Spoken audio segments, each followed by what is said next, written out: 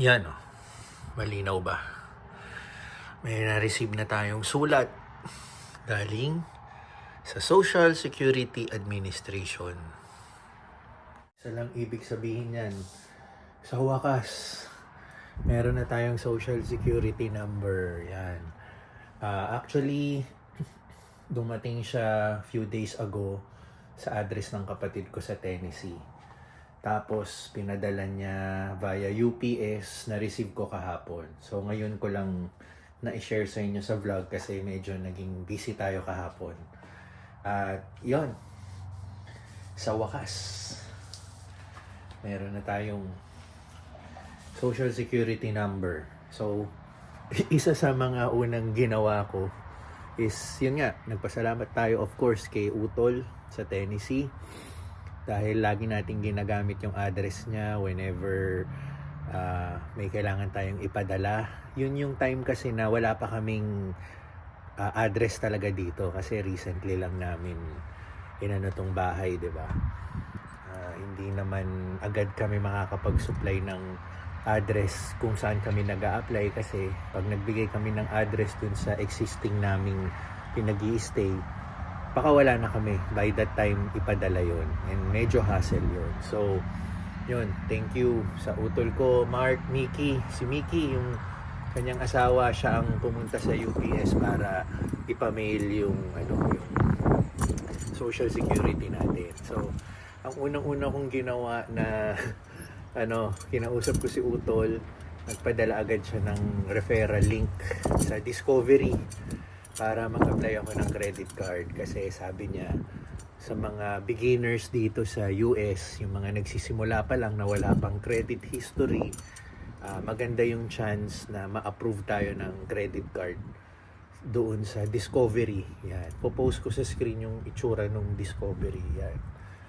So, yun, nag-apply tayo agad, nag-send siya ng referral link, nag-fill up tayo ng application form, and true enough, yan. Yung pag-submit natin ng form na approve agad tayo ng credit card, darating siya in 3 to 9 business days. So, para makapagsimula na tayo makapag-build up ng ating credit score dito sa Amerika. Yan. So, anong tawag doon?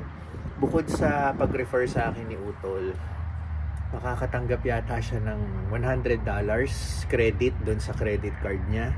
And ako rin, magkakaroon ako $100 credit, pero may catch yan eh. Kailangan munang mag-purchase tayo ng something within 90 days yata. Hindi ko lang alam kung may certain amount na kailangan i-purchase para ma-credit yung $100 ko and $100 niya. So, di ba, not bad?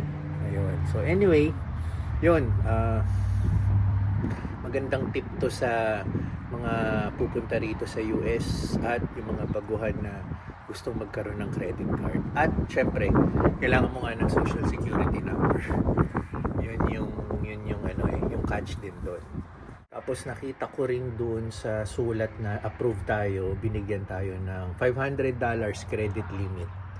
So, sabi naman ni Utol, as I purchase na mga bagay-bagay dito, i-enroll din natin siya sa mga auto-pay ng mga monthly natin dito, like tubig, kuryente. Magbi-build up yung credit score ko, tataas din yung credit limit natin. So, starter lang yung $500 and then eventually lalaki din yun. Wala din daw yatang bearing yung credit card ko sa Pilipinas kasi 'di ba sa Pilipinas pag may existing credit card ka, maganda yung paggamit mo ng card, nagbabayad ka on time, tumataas yung credit limit mo, and then pag nag-apply ka ng ibang credit card sa Pilipinas, sobrang taas ng chance ma-approve ka kasi i-base nila doon sa existing credit card mo kung paano ka gumamit, kung paano yung attitude mo doon sa credit card na yun.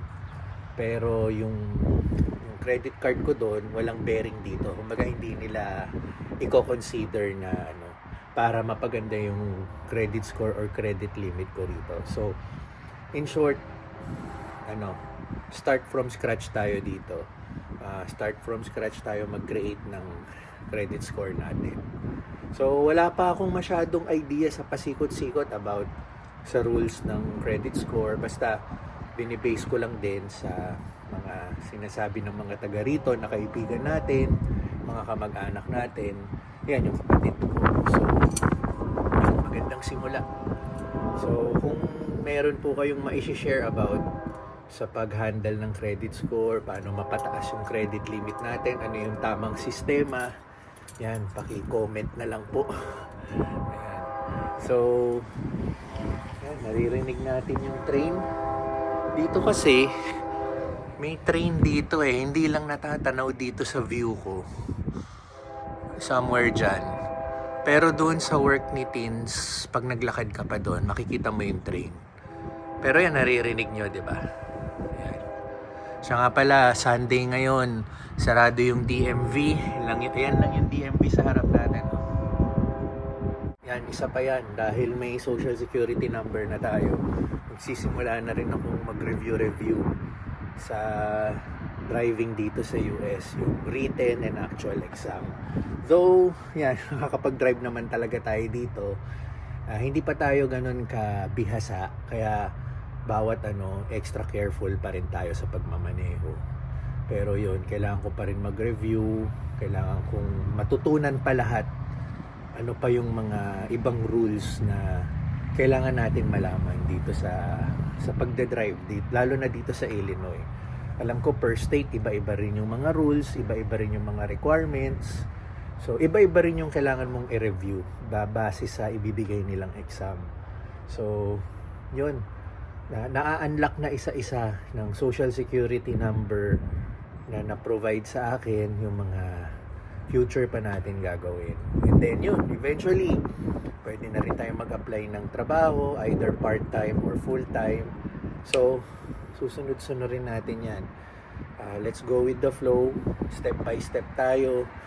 So basta ngayon, very thankful tayo na nasupplyan na tayo ng social security number, and meron pa tayong isang inaantay, pero hopefully soon lumabas na yung ating physical green card. Yan, kasi si Teens nakuha niya na yung kanyang social security number and ang kanyang green card na physical. So ngayon pwede niya nandalin yon all the time na lumalabas siya. Ako kasi bitbit ko pa yung passport ko. Bitbit ko pa yung passport ko whenever saan tayo pupunta. So siya yung card na lang. So isa pa pala yun, no? Sa mga first time immigrant dito, tulad ko, habang wala pa yung green card nyo, lagi nyo dapat bitbit yung passport nyo. Kasi yung nag-arrive kayo sa airport, meron dun tinatakan Yun yung magsuserve sa inyo na green card. Valid siya for isang taon. So, dapat dala nyo yun kahit saan kayo pumunta, kasi pag may isang authority dyan like police or someone from the government na sinita ka, at least may mapapakita kang identification and yung status mo dito sa US, which is yung permanent residency mo, no? So, yun, sa passport ko nakatatak naman doon na may validity yung na legal tayo magstay dito, and legal tayo magtrabaho. So 14s, good for her, nakuha niya na yung kanyang physical green card. Hindi niya na kailangan laging bitbit yung kanyang passport. So tayo na lang. So yun yung sunod nating aantayin, no? And hopefully dumating na rin yun. So far, yun lang muna yung ma-discuss ko sa vlog na to. Yun nga, gusto ko magpasalamat kay Lord, of course, tapos sa lahat ng mga sumusuporta, family ko, friends, and yan, kayong mga sumusubaybay sa vlog ko. Maraming salamat po sa inyo. And continue doing the vlog para ma-update ko po kayo sa nangyayari po sa buhay namin dito, and makapagbigay pa tayo ng tulong sa mga first time immigrants tulad ko, or kahit yung mga nasa Pilipinas, yan, yung mga nangangarap or nag-aasam or nagpaplano pumunta rito sa US. At least nakikita nyo yung nangyayari sa amin bilang nagsisimula dito sa Amerika. Ayun. Kita tayo sa susunod na vlog. Maraming salamat po sa panonood. Bye.